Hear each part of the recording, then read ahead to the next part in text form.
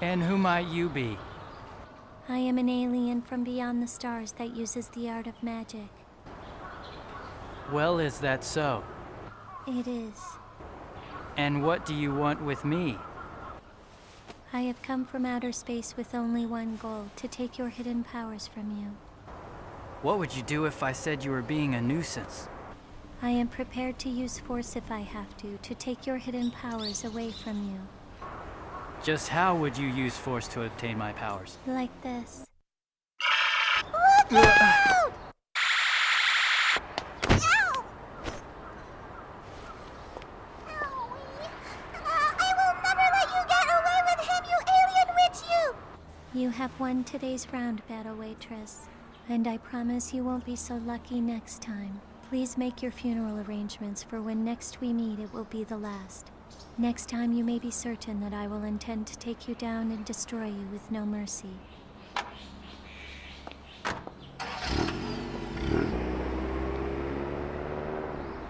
And who might you be? Huh?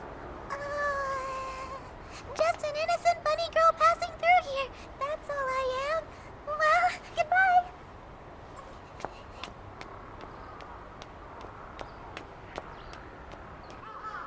Just who in the world is she? With a forced look of awe on his face, Itsuki watches Mikuru run off. And what's with the camera tilting up like this? Once again, a huge chunk of the story has been left out. After this and that, involving you-know-what, the flames of battle have burst up again, I think. Even in times like this, I won't ever run away. You're an evil, bad alien. And now, you'd better leave this planet at once. But it is you who should leave this time plane immediately, not I, for we shall seize him and his hidden powers. For he is very valuable to us, you see, and while we're seizing him and his hidden powers, we will also invade the Earth. I won't let you get away with that. I will risk my own life to stop you. Prepare yourself then, for I am about to take your life.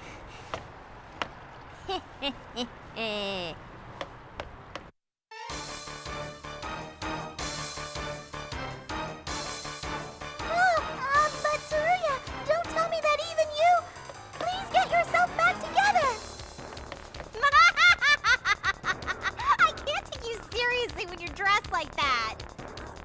I'm sorry, Mikuru. I'm being controlled by the alien right now. Here goes nothing. Some kind of electromagnetic waves coming out of the so-called Starring Inferno wand has turned Tsuruya and the guys into a trio of mindless puppets. Now she's trapped. What are you going to do, Mikuru? She couldn't do anything. What's happened? Just grab my hand. It's okay. Okay, Itsuki just showed up, but where's he been all this time? I think they accidentally got him in the shot a few moments ago. The water's so cold. Would you please tell me just what in the world you were doing here today? Huh? Oh yeah. Evil people in the lake and, I don't... This is when you're supposed to faint. Get a hold of yourself. Normally, in a situation like this, you'd call an ambulance or flag down a passerby to go get some help. But this boy decides to carry this unconscious, innocent young beauty and is attempting to take her away somewhere. Damn you. Anyway, Yuki's gang seems to have bailed without finishing Mikuru off, which they totally could have done.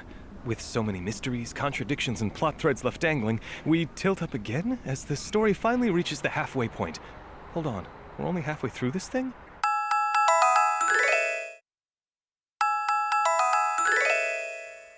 We're back, and I think we're in Itsuki's house. What bothers me, though, is that Mikuru, who's been carried here by Itsuki, looks like she's just gotten out of the bath. Maybe we're supposed to think that she was given a bath by Itsuki while she was unconscious? You gotta be kidding me! Then this would be the point where anyone's doubt turns into a white-hot rage, building into a desire to kill. But for now, I will not give it much thought, doing away with all of the emotions that might be bubbling up. We are, after all, just watching a movie, with actors playing characters. This isn't reality, right?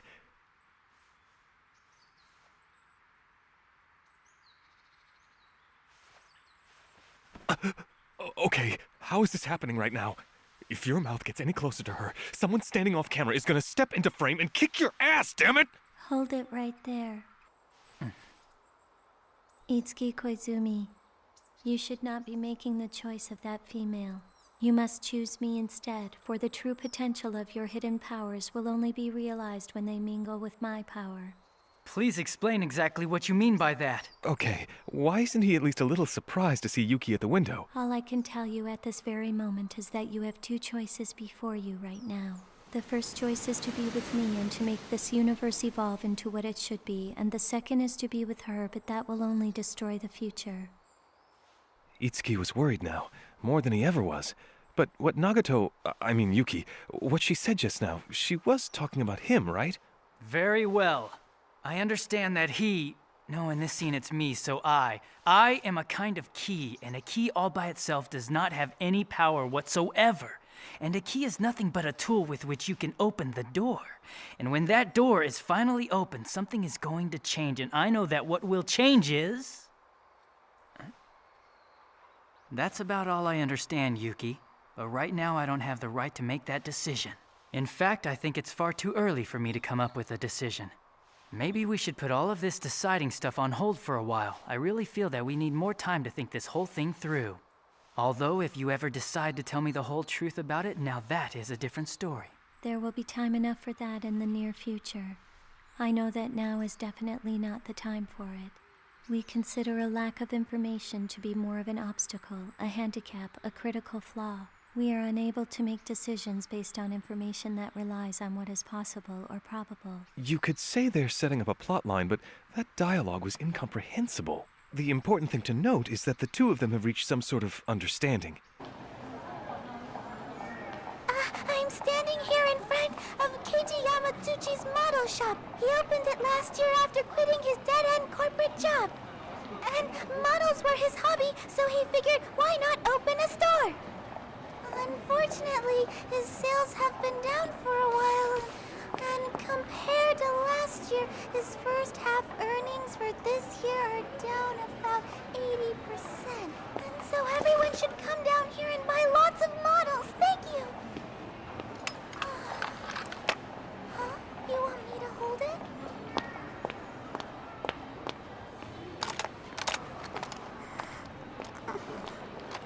You should never shoot this while pointing it at other people. You should only shoot empty cans with it.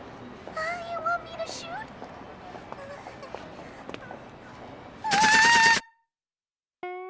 I know you've probably lost all interest in the story by now, but here's an interesting development. Mikuru and Itsuki have started living together. Well, now this is like one of those cute young housewives shows, and it makes you wonder what all those sci-fi battle scenes were about.